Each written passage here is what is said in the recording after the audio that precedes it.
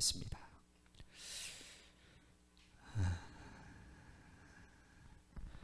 우리는 지금 한 주간 동안 우리들이 세상을 변화시키는 성품이라고 하는 주제로 말씀을 나누고 있습니다. 그러면서 그 성품이 바로 우리가 그리스도인 다음을 나타내야 된다라는 것이죠. 그래서 우리들이 그 그리스도인 다음을 우리들이 회복하고자 이 말씀을 듣고 또 내 안에 그렇게 살기로 결단하고 또 순종함으로 인해서 한 주간의 여러분들의 삶에 그러한 일들이 분명히 일어났으리라고 저는 믿겠습니다. 네. 일어나고 계시죠? 네, 일어나고 계셔야 됩니다. 일어나야 됩니다. 오늘은 겸손에 대한 말씀을 좀 나누려고 합니다. 간디 아세요? 간디? 예. 간디에 관한 여러 가지 일화들이 있는데 그 중에 하나를 여러분들에게 소개하겠습니다. 간디가 이 간디 공동체를 만들어 놓고서는 생활을 하고 있는데 영국 명문대학을 다니는 한 청년이 그 간디 공동체에 들어온 거예요. 근데 그 청년에게 맡겨진 일이 뭐냐? 화장실 청소였습니다. 변소를 청소하는 거예요. 명문대학입니다. 그런데 화장실 청소를 맡긴 거예요. 며칠이 지나자 이 청년이 간디에게 이렇게 얘기를 합니다. 제가 누군지 안 보이세요? 저는 큰 일을 할 사람입니다. 그랬더니 간디가 뭐라고 얘기하느냐? 자네가 큰 일을 할 수 있다는 건 다 알아. 그런데 내가 모르는 건 자네가 작은 일도 할 수 있느냐라는 거야. 아마 우리들 마음 가운데는요, 그런 생각을 하는 사람들이 많이 있을 것입니다. 내가 큰 일을 할 수 있어. 또 내가 만약에 배우가 된다면 나는 주연할 수 있어. 또 우리가 사업을 해도 나는 돈을 벌 수 있어. 우리가 많은 큰 일들을 생각하는데 사실 거기에 우리에게 중요한 것은 뭐냐면 제일 우리에게 중요한 것은 겸손하고 작은 일을 할 수 있느냐라는 겁니다. 오늘 하나님께서 우리들에게 말씀하시는 거예요. 내가 너를 쓰고 싶은데 너에게 성품이 있냐라는 거예요. 그 중에 하나가 겸손이라는 거예요. 겸손. 우리가 인생을 살아가는데 두 가지 방법이 있다고 저는 생각을 합니다. 한번 잘 생각해 보십시오. 하나는 왜라고 하는 질문으로 묻고 사는 인생이에요. 왜? 또 하나는 뭐냐? how, 어떻게 라고 하는 질문을 가지고 살아가는 인생이라는 겁니다. 우리들의 삶에서 어떤 문제를 봉착하게 되었을 때 여러분 우리가 왜 라고 하는 질문, 왜 하나님 저를 여기에 두셨나요? 왜 하나님 제가 이 길을 걸어가게 하시나요? 그렇게 물을 때에 우리는 우리들의 삶의 문제를 어디에서 우리들은 바라보게 되어지느냐? 하나님과의 관계 속에서 바라보게 되어진다는 거예요. 그런데 어떻게라고 하는 질문이 우리들의 처한 상황 가운데 질문이 되어질 때에는 어떻게 내가 이 일을 행하지? 주체가 누가 되는 거냐? 내가 되어져 버리는 거예요.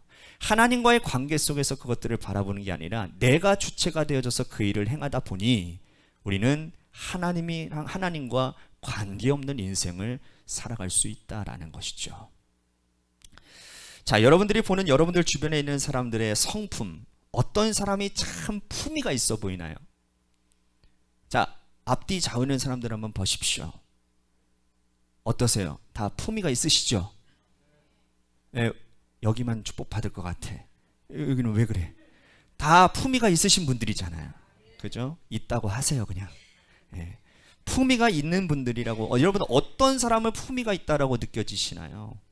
제가 말씀을 쭉 준비하면서 성품의 이야기를 하면서 진짜 품위 있는 사람은 겸손한 사람이 아닐까라는 생각을 하는 거예요. 그렇죠?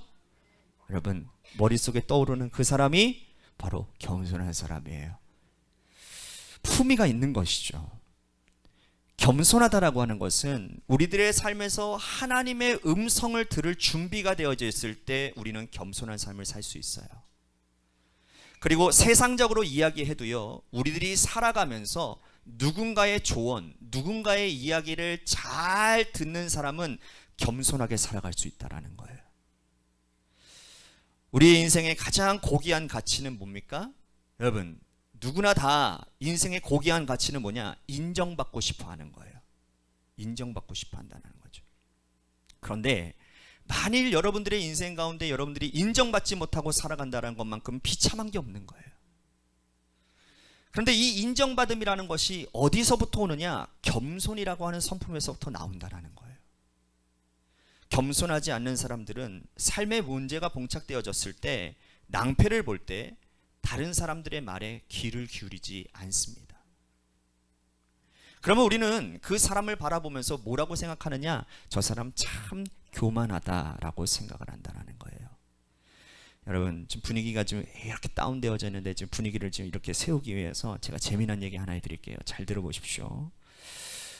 한번 했던 건데, 옛날에 충청도에서 있었던 일이에요. 여기 다 충청도 분들이 많으니까 이해가 되실 거예요. 우리나라 이렇게 초창기에 이 선교사님들이 우리 선교하러 오실 때는 한국어를 알지 못하는 그냥 영어만 알고 있는 분들이 다 들어오신 거죠. 영어권에 있는 선교사님들이 들어오시지 않았습니까? 그래서 어느 한 충청도의 영어권 선교사님이 이발소에 들어가 가지고 이발을 하려고 이렇게 들어갔는데, 의자에 딱 앉았는데 이 이발사가 글쎄 영어를 하는 거예요. 뭐라고 하느냐? What's you? 왔냐라는 거죠. 근데 이분은 이 사람이 영어를 하네? What's you? 당신 뭐 보이세요? 라는 그걸로 들은 거예요. 딱 자리에 앉고서는 제일 앞에 뭐가 보이느냐? 거울이 보이는 거예요. 그래서 mirror 그랬더니 왕 그냥 밀어버렸다라는 그런 일화가 있습니다.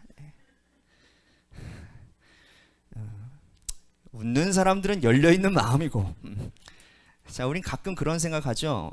내가 가지고 있는 지식은 다 남이 갖고 있다고 생각을 해요. 내가 살아가는 방식, 이것이 통할 수 있을 것이라고 생각하지만 그렇지 않아요. 내 지식으로, 내 방법으로 살아갈 수 있는 인생 아무도 없어요, 우리 인생에.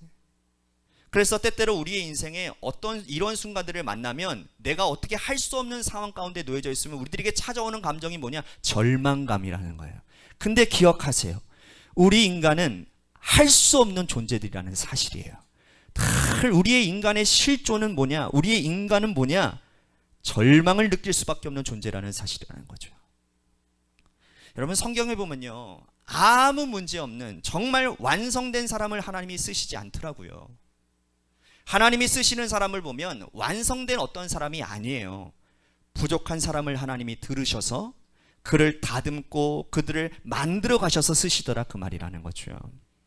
우리들이 신앙적으로 이야기할 때에 우리들의 삶에 어려운 일들을 만나는 것은 절망을 느끼겠지만, 여러분, 근데 그거는 전혀 하등의 문제가 되지 않는 거예요. 절망을 느낄 수밖에 없어요, 우리 인간 존재 자체가 말이죠. 그런데 더 중요한 건 뭔지 아세요? 그것 가운데서 절망에서 좌절하고 주저앉는 인생이 아니라 거기에서 뭐가 중요하냐? 왜라는 질문을 해야 된다는 거예요. 왜 나를 여기에 두셨냐라는 거예요. 하나님, 왜 나에게 이런 길을 걸어가게 하시나요? 이 신앙적 물음이 우리에게 필요하다라는 거예요. 신명기 8장 2절, 오늘 읽은 말씀이죠. 한번 다 같이 한번 봉독하겠습니다. 한 목소리 읽겠습니다. 시작. 내 하나님 여호와께서 이 40년 동안에 내게 광야의 길을 걷게 하신 것을 기억하라.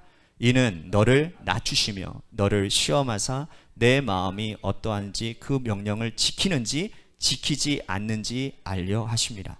오늘 말씀해 보니까 그렇구나. 하나님께서 이스라엘 백성들을 40년 광야 생활을 하게 하신 이유는 그들로 하여금 낮추시고 그들의 마음이 어떠한지를 보기 위해서 그들을 광야길로 걷게 하셨구나.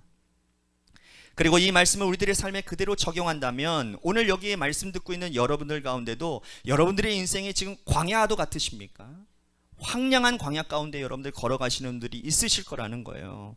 여러분, 그런 분들이 있다면 성경은 오늘 우리들에게 뭐라고 말씀하고 있느냐? 너로 하여금 그 길을 걷게 하신 이유는 뭐냐? 너를 낮추시고 이 길을 통해서 너희들이 하나님 앞에서 어떠한 존재인지를 보기 위하여 너에게 그 광야길을 걷게 하신다라는 거예요. 하나님, 왜 우리를 여기 있게 하셨는지 그 의미에 대해서 우리들이 답하기 시작할 때 우리 안에 새로운 세계가 열리기 시작하는 겁니다. 하나님은 우리의 인간의 본성, 우리의 실존을 너무나도 잘 알고 계시는 분입니다. 우리들의 인생에 문제가 없으면 우리는 철저하게 자기중심적이 되고 얼마나 교만한 인간이 될 수 있는지를 주님은 잘 알고 계셨어요. 참으로 신기한 것은 우리의 인생에 낮아짐의 시간이 길어지면 길어질수록 우리는 하나님의 은혜를 경험한다라는 겁니다. 참 놀랍죠? 낮아짐 가운데서 우리가 하나님의 은혜를 깨닫게 된다는 것. 하나님은 하나님의 백성들을 만들어가는 이 길 가운데서 이스라엘 백성들로 하여금 낮추는 일을 하신다. 오늘 신명기 8장 이 말씀을 여러분들이 이해하기 위해서는 이 말이 언제 들려졌는지에 대한 배경을 여러분들이 아셔야 됩니다. 요 신명기 말씀은 이스라엘 백성들이 40년 광야 생활을 이제 마치고 가나안 땅에 들어가기 직전에 주시는 말씀이에요. 이해가 되세요? 쉽게 말씀드리면 고생 끝, 행복 시작. 광야 생활 끝, 이제 젖과 꿀이 흐르는 약속의 땅으로 들어가기 직전에 주신 말씀이라는 거예요. 자, 이 배경을 여러분들이 이해하시고 들으셔야 돼요. 14절 말씀 보십시오.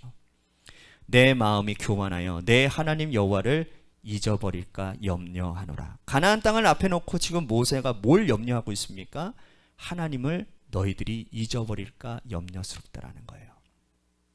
근데 하나님을 잊어버리는 순간이 언제냐? 고생 끝나고 인생이 풍성해지는 순간에 하나님을 잊어버릴까 염려해서 이 말을 쓰고 있다라는 겁니다.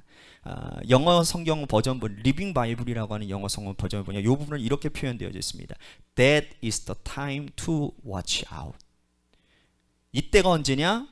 너희들이 조심할 때라는 거예요. Watch out. 너희들이 조심해야 될 때다. 뭐예요? 너희들이 이제 풍성해지는 이 시기에 너희들이 조심해야 될 건 뭘 조심하느냐? 여호와 하나님을 잊어버릴까 조심하라. 제가 말씀을 준비하면서 이런 생각이 들었습니다. 우리들이 교회에서 영성이라는 단어를 참 많이 사용하는데 이 영성이라고 하는 말이 뭘까요? 영성이라고 하는 것은 여러분, 우리들이 하나님을 갈망하는 게 영성이에요. 우리들이 하나님을 갈망하면 갈망할수록 우리들의 영성이 깊어진다라는 거예요. 그런데 어느 날 우리들의 삶에 하나님을 갈망하지 않는다면 우리의 영성은 죽어가는 거예요. 코로나 2년 반을 우리들이 지나면서 우리들 성도들 가운데 그런 느낌이 들잖아요. 코로나 기간 때문에 교회 나오지 못했을 때 얼마나 안타까웠습니까? 그런데 하나님께서 미디어라고 하는 은혜를 베푸셔서, 그렇죠? 온라인으로 미디어로 예배를 드릴 수 있게 되었어요. 이 시간도 지금 온라인으로 미디어로 드리시는 분들도 있을 거예요. 그리고 성경적으로 여기서 예배를 드리든 저기서 예배를 드리든 그건 큰 문제가 되지 않아요. 왜? 하나님은 영이시기 때문에 장소를 구애받지 아니하고 예배를 받으시는 분이니까. 그러니까 우리가 꼭 교회에 나와서 예배를 드려야 된다, 이것은 성경적이지 않아요. 근데 그럼에도 불구하고 우리들의 마음에 큰 부담이 있는 것은, 그건 왜 그렇습니까? 언제부터인가 우리가 여기서도 예배 드릴 수 있고 저기서도 예배 드릴 수 있다고 하는 것이 우리들의 영성을 무뎌지게 만든다라는 거예요. 하나님을 향한 갈망을 무뎌지게 만든다라는 거예요. 우리의 문제는 장소에 대한 문제가 아니라 이 영적 갈망이 무뎌지면서 우리들이 하나님의 은혜를 경험하지 못하고 살아가는 우리들의 일상이 계속되어지면서 우리 마음에 불안함이 생기는 거예요. 그래서 유명한 시편 40편 1절 말씀을 보면 시편 기자가 이런 고백을 하고 있잖아요. 하나님이여, 사슴이 시냇 물을 찾기에 갈급함 같이 내 영혼이 주를 찾기에 갈급하나이다. 이 말씀을 여러분들이 이해하시려면 이때 당시 시편 기자의 살았던 근동 지방의 상황을 여러분들이 이해하실 필요가 있어요. 자, 여기서 사슴이 시냇물을 찾기에 갈급하다라고 하는 이 말씀을 하는 거는요, 사슴이 단순히 목마름 정도가 아닌 거예요. 아, 목말라, 이 정도가 아니에요. 제가 어떤 성경 주석을 보니까요, 이런 이야기가 있더라고요. 이때 당시에는 저 북쪽, 이스라엘 북쪽에서부터 저 애국까지 상인 길이 있어요. 상인들이 다니는 길이 있단 말이에요. 근데 그 길을 가는 동안에 많은 광야들이 있고 또 많은 사막들이 있단 말이에요. 여러분, 광야가 많은 지역에, 사막이 많은 지역에서 제일 필요한 게 뭡니까? 그렇죠, 물이에요. 물. 가다가 물 못 만나면 죽는 거예요. 그때 당시에 뭐 버스가 있기나 했습니까? 뭐 자동차가 있기나 했습니까? 그죠? 걸어 다녀야 됐단 말이에요. 그래서 당시에요, 이 사막을 지나가고 이 건조한 땅을 지나갈 때 물을 찾기 위해서 어떻게 했느냐? 사슴을 데리고 다닌 거예요.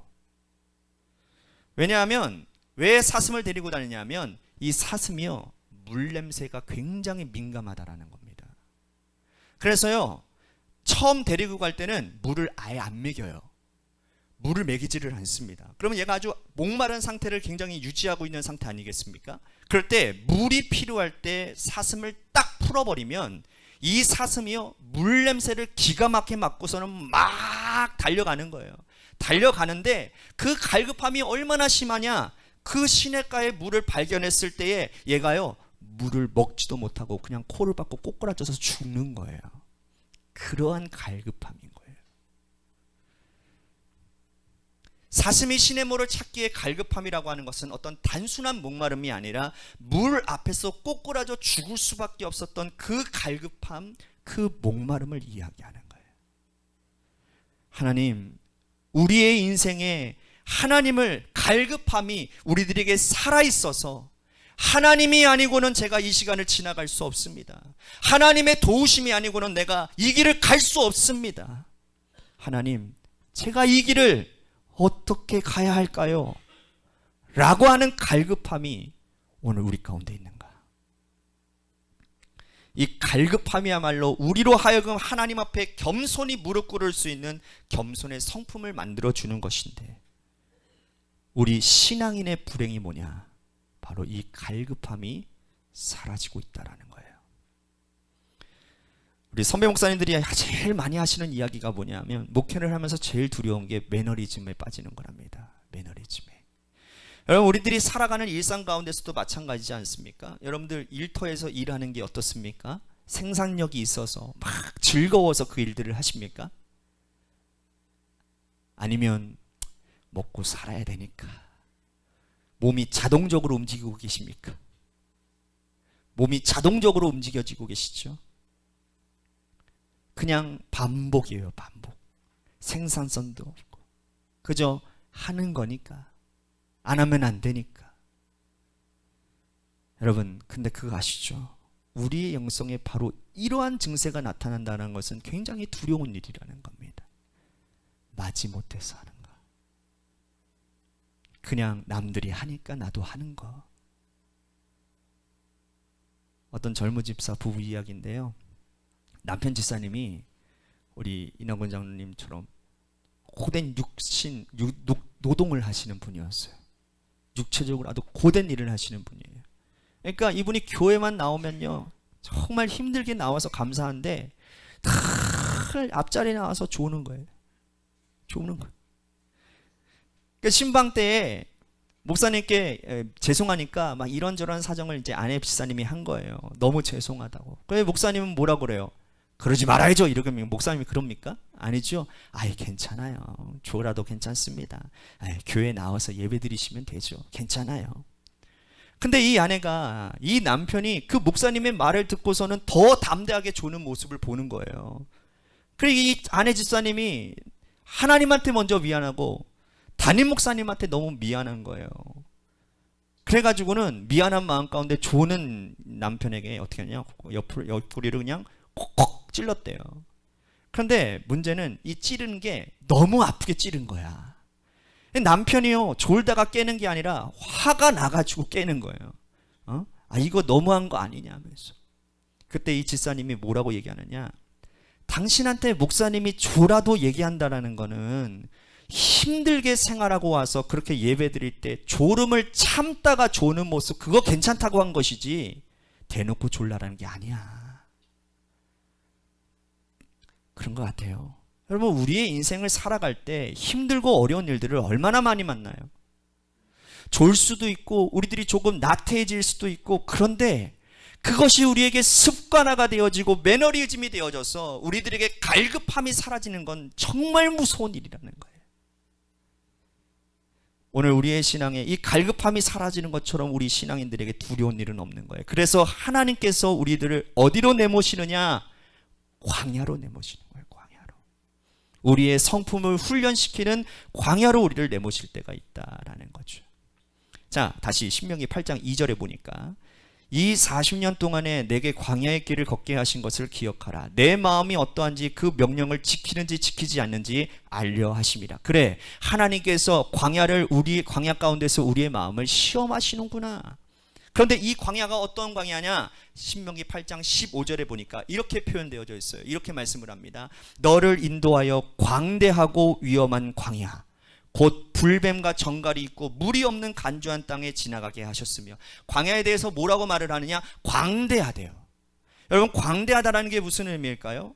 저는 광야를 경험해 보지 못했어요. 저는 성지순례를 엉뚱한 건 아니죠. 유럽으로 가서, 그래서 저는 예루살렘을 가보고 이스라엘을 한번 가보고 싶은데 어쨌든 간에 경험을 못 해봤어요. 그렇지만 간접 경험은 해봤어요. 여러분, 요즘에 유튜브로요, 나 대신 가주시더라고.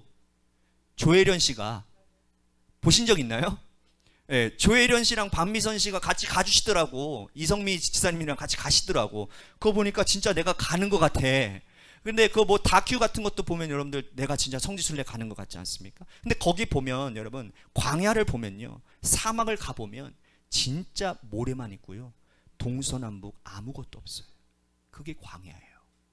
만약에 여러분 이런 상상을 해봅시다. 우리가 지금 광야에 있는데 저 앞에 집이 하나 있고, 저 옆에 산도 있고, 그리고 뒤에 누군가가 나를 도와줄 한 사람이라도 있으면 여러분, 그 광야 생활이 힘들까요? 안 힘들까요? 힘들지 않아요. 왜? 나를 도와줄 사람이 있으니까.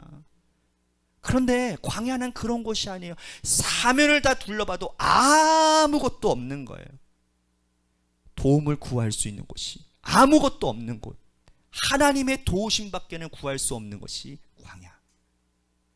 그 광야가 어떻다느냐? 위험한 곳이래요. 정갈도 다녀요, 물이 없어요, 간조한 땅, 건조한 땅이라고 해요. 여러분, 이건 무슨 말이냐? 광야에서는요, 우리가 아무것도 할 수 없는 거예요. 내가 한다고 할 수 없는 상황인 거예요. 그런데 놀랍게도 내가 아무것도 할 수 없는 그 40년 광야 생활 가운데, 그 위험하고 광대한 땅 가운데서 하나님께서 이스라엘 백성들에게 사막에서 물을 내시고, 할렐루야, 사막에서 먹을 것이 없을 때 만나와 메추라기를 허락하여 주시고, 아무것도 없는 곳에서 적들이 나타났을 때 하나님께서 그 전쟁에서 승리케 해주셨다, 그 말이라는 거예요. 광야의 시간, 우리들이 아무것도 할 수 없는 그 시간 가운데서 하나님이 도움이 되셨고, 그 가운데 하나님을 바라볼 수 있는 겸손을 우리에게 주셨구나. 하나님만이 우리의 유일한 소망이 됨을 경험하기 시작할 때 사람은 하나님 앞에서 겸손하기 시작한 거예요.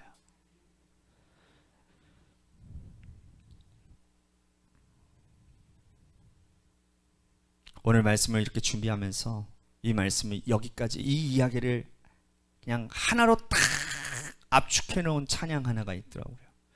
제가 가사를 읽어드릴게 테니까 잘 들어보세요.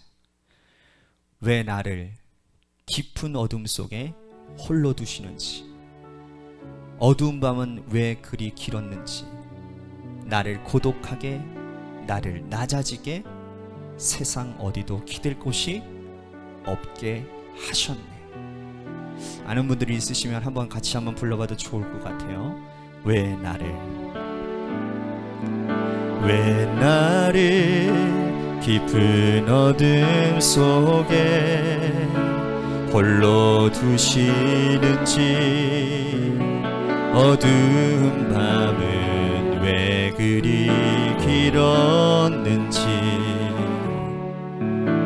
나를 고독하게, 나를 낮아지게, 세상 어디도 기댈 곳이 없게 하셨네.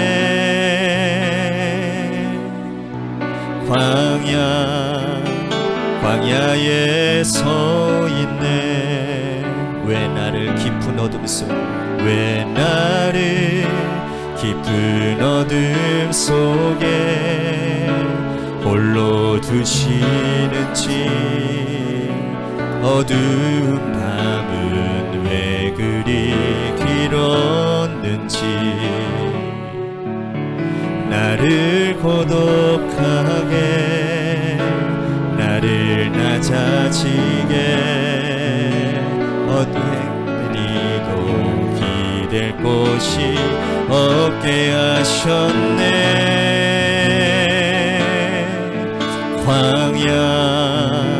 광야에 서 있네. 주님만 내 도움이 되시고 주님만 내 빛이 되시는, 주님만 내 친구 되시는 광야. 주님 손 놓고는 단 하루도 살 수 없는 곳 광야.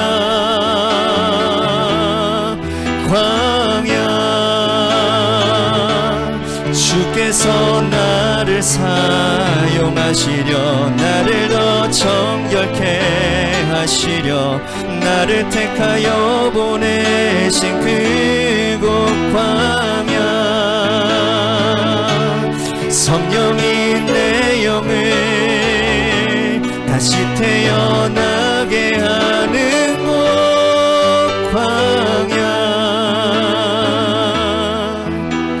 광야에 서 있네. 그러고 보니요, 우리의 인생의 광야에 있는 것이 복이겠구나. 우리들이 하나님 앞에 겸손해져야 되는 것은 하나님을 위한 것이 아니에요. 우리로 하여금 하나님의 손길을 느끼고 우리들이 하나님 앞에 복된 존재로 살아가시도록 우리를 겸손하게 만드시는 거라는 거죠. 신명기 18장 16절 말씀에 보니까 내 조상들도 알지 못하던 만나를 광야에서 내가 먹이셨나니 이는 다 너를 낮추시며 너를 시험하사 마침내 내게 복을 주려 하심이었느니라. 하나님께서 우리들에게 겸손한 성품을 만들어 가시는 이유가 뭐냐? 하나님께서 우리들에게 복 주시기 위함이라는 거예요. 하나님께서 이 광야에서 우리의 옛 성품을 다 벗겨버리고 우리로 하여금 새로운 성품을 빚어가시기 위해서 우리로 하여금 광야를 걷게 하신다. 이 말씀을 준비하면서 저에게는 이런 이미지가 떠올랐어요. 저는 매니큐어를 안 발라본 사람이라서 바를 일도 없겠지만 여러분들 레일샵 같은 데 가면 우리 여자 성도님들 이게 손톱 관리 받으시고 매니큐어를 바르잖아요. 그죠?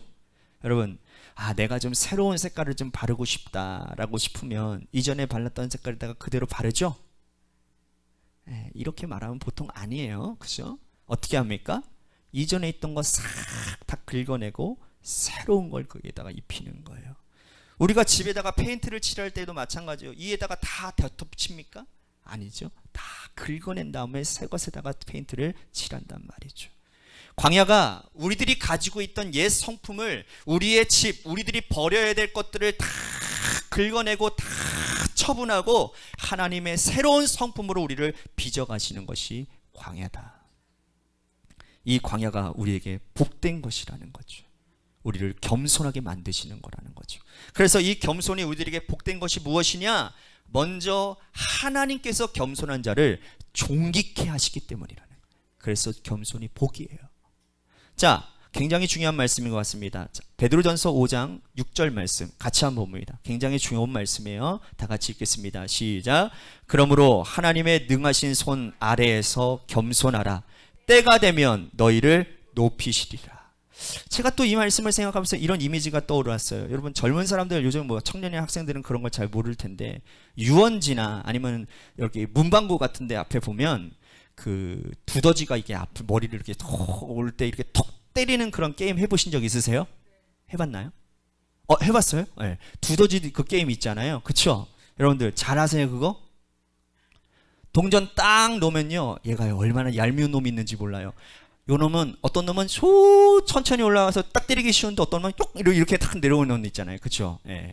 그럴 때 우리 망치를 어떻게 해요? 고개를 이렇게 들이밀 때마다 이놈 그러죠. 여러분, 저는 그런 생각이 드는 거예요. 하나님이 우리가 교만하게 우리의 얼굴을 탁 들이밀 때마다 한 대씩 때리시는 것 같아. 들어가 이놈아. 왜? 겸손해야 하나님이 우리를 존귀케 여기시는데 자꾸 내가 머리를 디미는 거예요.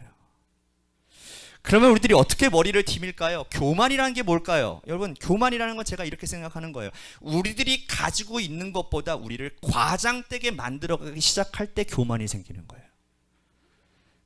여러분, 이 세상에서 가장 큰 문제되는 이슈가 뭡니까? 학력 위조, 경력 위조. 신앙생활도요, 보면요, 여러분, 장로 되기 위해 가지고 어떤 경로를 막 위조하고 막 그런 일들이 있다니까요. 우리 교회는 그런 것들은 꿈에도 묻지만 어떤 교회들은 그런 일들이 버젓이 일어난다니까요. 받지도 않았는데 받았다고 하고, 그런 일들이 얼마나 많이 일어나는가. 왜 그런 거예요? 자기를 과장되게 보이려고 하는 거예요. 우리는 자꾸 그런 생각을 하게 될까요? 왜 그런 생각을 하게 될까요? 왜 그러냐면 우리 속에 컴플렉스가 있으니까. 이거 내가 이대로 보이면, 이거 내 모습 이대로 그대로 보이면 여기서 생존할 수 없고 여기서 경쟁할 수 없다고 생각하니까. 그러니까 자꾸 우리의 컴플렉스를 가리려고 하는 거예요. 여러분, 우리들이 가진 것으로 무엇을 할 수 있는 것이 아니라, 신앙인들은 하나님은 나의 부족함을 가지고도 얼마든지 일할 수 있는 분이다.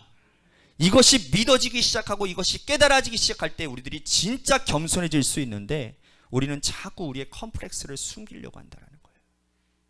근데 이 컴플렉스를 가진 인간이, 여러분, 하나님의 은혜를 경험하면 어떤 고백을 하는지 아세요? 하나님, 내 약함이 더 이상 약함이 아니고 이것을 제가 감출 것이 없다라고 생각하게 된다는 거예요. 나의 약함을 가지고 하나님 앞에 나아갈 때에, 약함을 자랑하기 시작할 때 우리들이 겸손하게 하나님 앞에 설 수 있게 된다는 거예요. 하나님의 은혜를 우리들이 깨닫기 시작하면 오히려 부족함이 우리들의 자랑거리가 되기 시작하게 될 때 우리는 겸손한 사람, 부족함에도 나를 쓰시는 하나님을 고백하게 되는 거예요. 또 하나, 겸손한 자에게는 지혜를 주신다고 그랬어요. 잠언서 11장 2절 말씀 보니까 이런 말씀이 있어요. 교만이 오면 욕도 오거니와 겸손한 자에게는 지혜가 있느니라. 기가 막힌 말씀이에요. 교만한 자는요, 사실 자기만 모르지 굉장히 욕을 먹습니다. 그죠? 예, 바로 여러분들 머릿속에 떠오르는 그 사람이 바로 그 사람이에요. 예. 겸손한 자는요, 그런데요, 사람들이 다 좋아해요. 근데 생각해 보니까 겸손한 자에게 지혜가 찾아오는 것인지 지혜로운 자가 겸손한 건지는 모르겠어요. 뭐 이게 같이 연관성이 있을 것 같아요. 누가복음 14장 7절에서 10절까지에 보면 예수님께서 이러한 비유를 말씀하십니다. 잔치자리에 어떤 사람이 왔는데 이 사람이 와가지고는 제일 높은 자리에 앉아 있는 거예요. 제일 높은 자리에 앉아 있으면 그 다음 높은 사람이 오면 어떻게 돼요? 당신이 왜 여기 앉아 있어? 일어나. 그리고는 내몰림을 당한다라는 거예요. 그런데 처음부터 자리에 맨 낮은 자리에 앉아 있으면 주인이 와서, 아유, 당신 자리는 여기 아니에요. 저랑 같이 가요. 그래서 이렇게 데리고 간다라는 거예요. 이게 더 영광스럽지 않냐라는 거예요, 주님이. 그래서 어떤 사람은 이 누가복음 14장 말씀을 가지고 세상을 살아가는 처세술이다, 뭐 이런 얘기를 하는데, 예수님은 뭐 처세술로 얘기하신 건 아닌 것 같아요. 왜? 천국에 대한 비유이니까. 그런데 여러분 보세요. 이런 일들이요, 정치권에서 일어나고 있다라는 거예요. 그 정치 유망주들에게 이 3선, 4선, 5선 하시는 그런 정치인들이 그 사람들한테 가르치는 게 있다라는 거예요. 그게 뭐냐면, 이 정치 꿈나무들은 이제 정치를 이제 하려면 이렇게 자기 유명세가 나타나야 되지 않습니까? 그러려면 어떻게 하느냐? 대통령 선거 때가 될 때 대통령 후보가 됐든 아니면 당대표가 됐든 간에 그 사람하고 같이 갈 때에 반드시 늘 그 사람의 오른쪽 귀나 왼쪽 귀의 뒤에 서 있어야 된다는 거예요. 왜 그러냐? 사진 찍힐 때 얼굴이 나오기 때문이라는 거예요. 얼굴이 나온다는 거예요. 그러니까 이 자리를 뺏기면 정치를 못한다라는 거예요. 그래가지고 암암리에 이 자리를 차지하려고 얼마나 노력한지 모른다라는 거예요. 또 하나의 원칙은 뭔지 아세요? 여러분 가끔 TV를 보면 당대표가 이렇게 국회에서 연설하러 나갈 때 통로로 이렇게 지나갈 때 어떻게 합니까? 다들 악수하고 막 그러잖아요. 그렇죠? 그 왜 그러냐? 여러분 정말 정치를 잘하려면요, 다른 사람보다 5분이라도 일찍 와서 맨 끝자리에 앉아 있어서 당대표가 올 때에 악수를 하고 인사를 하면 화면에 잡힌다라는 거예요. 제일 처음이기 때문에. 그리고 조금 더 지혜로운 사람은 꼭 악수를 하면서 한마디를 한다라는 거예요. 대표님 넥타이가 참 멋있어 보이네요. 이렇게라도 한마디를 건넨다라는 거예요. 그러면 뉴스에 뭐라고 나오느냐? 저 사람 당대표와 밀담을 나누다. 이런 뉴스가 이렇게 딱 나온다라는 거예요. 그렇게 해야 자신의 유명세가 자신이 나아지면서 유명세를 탈 수 있다라는 거예요. 여러분, 세상의 성공의 원리가 뭐라고 이야기합니까?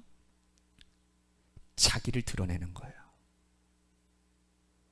그런데 성경은 우리들에게 이야기하는데 뭐라고 얘기하느냐? 세상을 살아가는 방식이 그것이 아니라 하나님 앞에서의 자존심을 내려놓고 하나님께서 우리들에게 자존감을 높여주시는 것을 우리들이 경험해야 된다는 거예요. 우리는 세상의 논리로 살아가는 사람들이 아닙니다. 세상의 방법대로 살아가는 사람들이 아니에요. 하나님께서 우리를 낮춰주시는 그 비밀과 하나님께서 우리를 겸손케 하시는 그 이유를 알고 살아가는 사람들이에요. 하나님께서 우리의 자존감을 높여주실 때 이것이 교만이 아니라 하나님이 우리를 세워주시는 것을 경험하게 된다는 것이죠. 그래서 하나님을 믿는 여러분들, 하나님의 사람들은요, 조급해하지 않아요. 조급해하지 말라라는 거예요. 하나님께서 겸손한 자, 때가 되면 하나님이 높이시니 조급해하지 말고 하나님 앞에 자신의 자존심 내려놓고 우리를 올려주시는 하나님을 기대하라는 거예요. 여러분들은 겸손하십니까? 이게 참 그래요. 진짜 겸손해가지고 저 겸손합니다. 그러면 사람들이 뭐래요? 저 교만 덩어리, 그렇게 얘기하잖아요.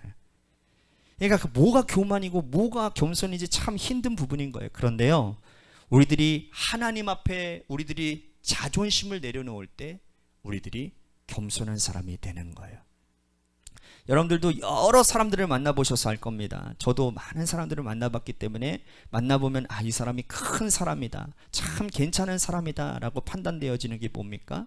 그 사람은요, 남의 말에 귀를 기울일 줄 아는 사람들이에요. 근데 어줍지 않게 잘난 사람은요, 말이 많아요.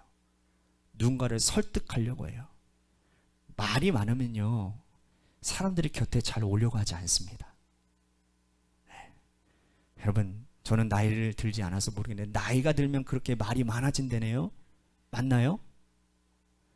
모르겠어요. 저는 모르겠어요. 근데 왜 말이 많아지느냐? 내가 이만큼 살았으니 내가 이만큼 안다라는 거예요.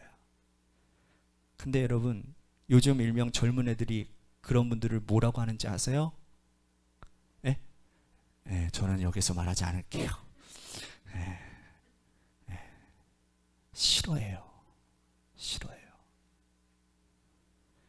영적으로 우리들이 하나님 앞에 하나님의 음성을 듣기 위해 낮추고 말을 줄이는 거예요. 우리들이 이 세상을 살아가는 데 있어서도 내가 잘난 척하지 않고 하나님 앞에 겸손하게 무릎 꿇는 사람이 되는 것, 그게 하나님께서 우리의 인생을 복되게 살아가게 하신다, 그 말이라는 거예요. 성경에 보니까 하나님께서 우리들에게 보혜사 성령님을 주신다고 그랬어요. 왜요? 내가 하는 일, 내가 하는 말, 그렇게 생각나게 하시도록 보혜사 성령님이 우리들에게 보내주시겠다고 말씀하십니다. 그러니 우리가 그 음성을 듣고 겸손히 무릎 꿇고 우리의 인생의 광야에서 나를 낮추는 것이 우리의 인생의 복된 일 아니겠습니까?